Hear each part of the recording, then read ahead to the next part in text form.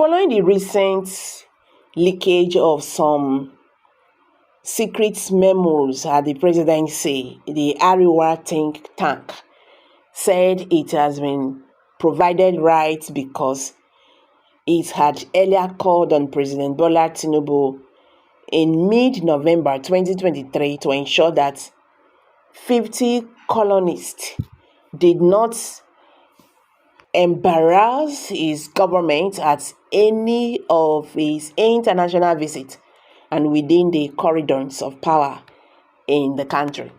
Welcome back to Prospect Channels TV. Thank you for always coming out here. If you're just joining us for the first time, please kindly subscribe to this channel and don't forget to give us a thumbs up. We advised Tinubu over 50 columnists, says Arewa think tank.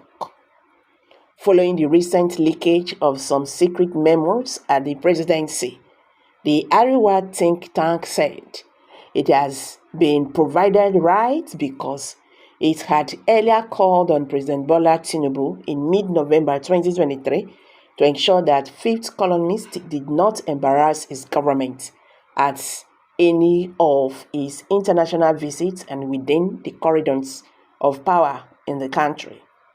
The presidency has since requested an investigation into the civil service, a framework in order to eliminate individuals it refers to as moles who are loyal to the main opposition People's Democratic Party (PDP). However, the chief convener of Arewa think tank, Mohammed Alhaji Yakubu, in a statement, recalled their advice to President Tinubu in November last year, when some critics came down heavily on the president, stating that his trip to Saudi Arabia at that time was a jamboree, the short of any economic benefit for Nigeria. Yakubu recalled his statement in November in an interview he granted newsmen, saying, "We suspected fifth columnists were sabotaging Mr. President Bola Tinubu because this is the second time he was embarrassed with such criticism.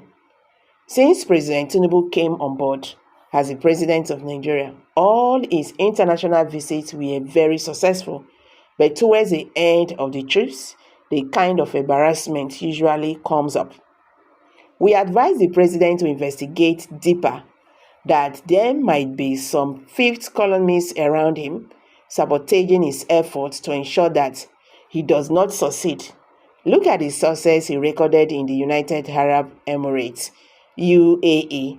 He has been marketing Nigeria successfully. After a successful trip or towards the end of each trip, something embarrassing will come up. There are some people around him trying to sabotage his efforts. So I think he should probe deeper to unravel them. These fifth columnists are within Nigeria. They are not in Saudi Arabia because if you see the kind of warm reception Saudi Arabia gave President Tinubu, you won't say the fifth columnists are in Saudi Arabia. In some quarters, they said President Tinubu did not have a one-on-one discussion with Crown Prince Salman, but they told a different story. The pictures show that President Tinubu had a meeting with Prince Salman. So Tinubu should probe deeper to ensure that the fifth columnists do not embarrass his government at any of his international visits again. Penultimate Tuesday, an international memo was reviewed indicating that President Tinubu allegedly approved the disbursement of 500 million from a total of 1 billion to the Secretary to the Government of the Federation, Senator George Akume. The allocated funds were intended for the inauguration of a 37-member three-party committee responsible for discussing the new national minimum wage. Mr. Bayo Ononuga, the special advisor to the President on Information and Strategy, has emphasized the need for the federal government to take action in identifying and removing individuals who are leaking classified documents and are believed to have allegiance to the opposition.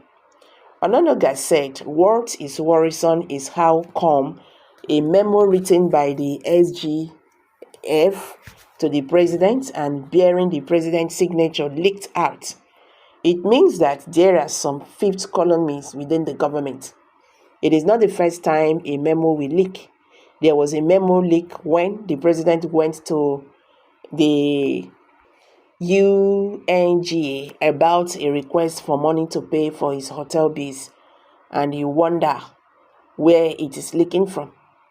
There are some many morals around who are probably doing the bid of the opposition. They are not respecting the civil service rule for handling official secrets, and it shows that the government should look towards to probe how memos between officials are getting into the public space. Memos that are supposed to be secret are not supposed to be flying all over the place. Okay. May God Almighty punish all of you people and Tinubu and APC together. They said a clear conscience fear no accusation, and a guilty conscience need no accuser. If APC is not a criminal government, why are they afraid of any memo leakage? But because they are all thieves, stealing Nigerian money for themselves without proper accountability.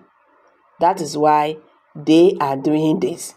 When I was reading to hear a classified document leakage on a very high classified issues, rather than it came rubbish issues without any serious issues, the fifth columnist is trying to reveal to Nigerians that the government has no plan and serious political agenda for the nation, rather their own interest. But you guys forgot to advise him about the economy and the hunger in the land. Tinubu is very corrupt, you should know.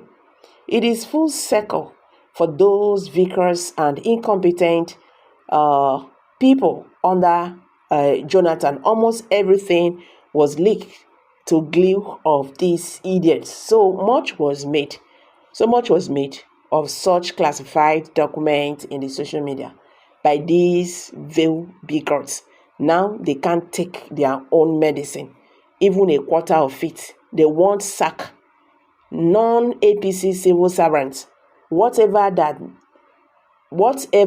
means, and regulate social media as well. Bunch of clowns. Okay, guys, these are some reactions from Nigerians. I want to say this matter. I beg, make we hear from you. Thank you.